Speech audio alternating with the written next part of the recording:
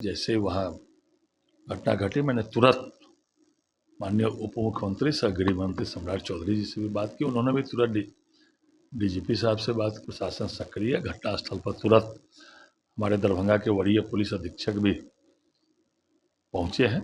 अपराधी भी पकड़े जाएंगे और जो होलसेल स्वर्ण व्यवसायी के प्रतिष्ठान से जो लूटा हुआ सामान है वो भी जल्द से जल्द रिकवरी होगा। बिहार में लगातार आए दिन आपराधिक घटनाएं बढ़ रही है। लगातार विपक्ष जो है सत्ता पक्ष को घेरने में जुटा हुआ है। लेकिन बिहार में जब एनडीए की सरकार बनी, सम्राट चौधरी के पास गृह विभाग आया तो दावे किए गए कि अब जो है अपराधी बिहार छोड़ के भाग जाएं।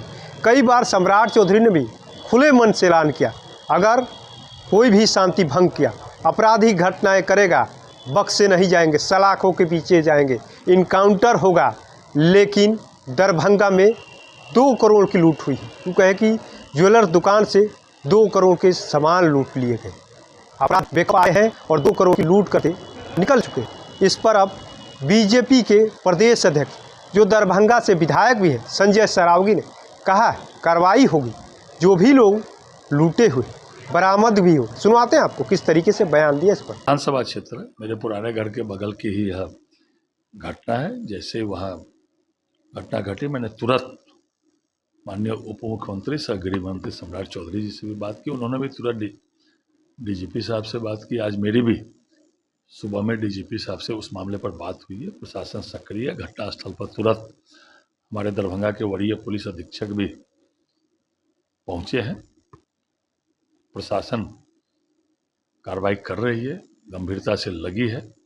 उम्मीद करते हैं कि अपराधी भी पकड़े जाएंगे और जो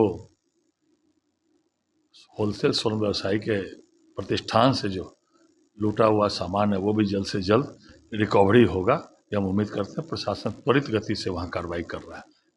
बिहार में इन दिनों देखा जाए लगातार आभूषण व्यापारी को ही टारगेट किया जा रहा है। लेकिन जैसे ही कोई घटना घटती है तुरंत पुलिस कार्रवाई भी करती है और रिकवरी भी हो रहा है। बिहार में लगातार प्रशासन सक्रिय है।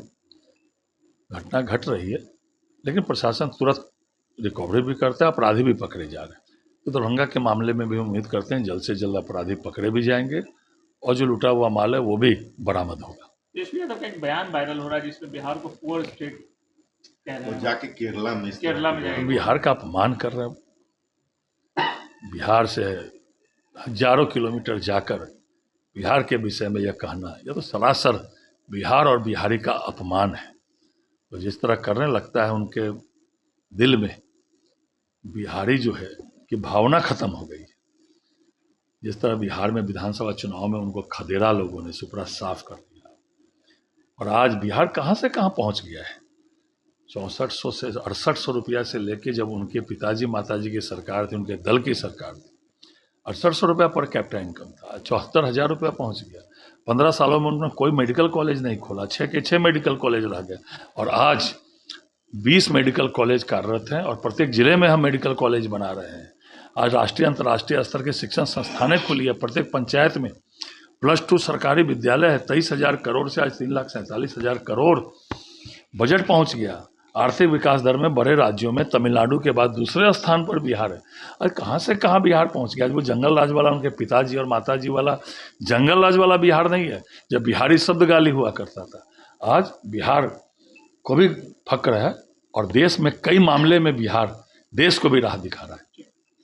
तो आपने सुना किस तरीके से बीजेपी के प्रदेश अध्यक्ष दरभंगा से विधायक भी हैं और वहीं पर 2 करोड़ की लूट हो गई। आपको बताते चले कि जिस तरीके से सरकार की तरफ से जो दावे हो रहे हैं, अपराधियों को बख्शा नहीं जाएगा, लेकिन लगातार अपराधियों के द्वारा घटनाएं घटी जा रही है। एक तरीके से कहे कि अपराधी लगातार आपराधिक घटनाएं घटाने में लगे हुए, लेकिन सरकार अलग दावे कर रही है। ऐसे में देखना होगा कि आने वाले समय में जिस तरीके से सरकार के दावे हैं और अपराधी के मनोबल बढ़े हुए, आखिर में सरकार अपराधियों के मनोबल को अपरस्त करती है।